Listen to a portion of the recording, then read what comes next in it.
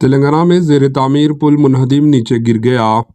تلنگانہ کے پیداپلی ضلع کے اوڈیڈو متارم ڈویژن میں پیر کی رات دیر گئے ایک زیر تعمیر پل نیچے گر گیا، منہدم ہو گیا۔ پولیس کے مطابق پیداپلی ضلع کے اوڈیڈو اور جے شنکر بھوپالاپلی ضلع میں گرمیل پلی کے درمیان مانیرو ندی پر پل کی تعمیر کا کام 2016 میں شروع ہوا تھا، تاہم کانٹریکٹر بدلنے اور فنڈز کی کمی کی وجہ سے تعمیراتی کام میں مسلسل تاخیر ہوتی رہی۔ مقامی لوگوں نے عبوری طور پر عرضی راستہ استعمال کرنا شروع کر دیا۔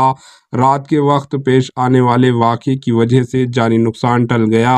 واقعے کی اطلاع ملنے پر حاکم نے منگل کی صبح جائے واقعہ کا دورہ کیا اور صورتحال کا جائزہ لیا۔ Bureau report, AHN news.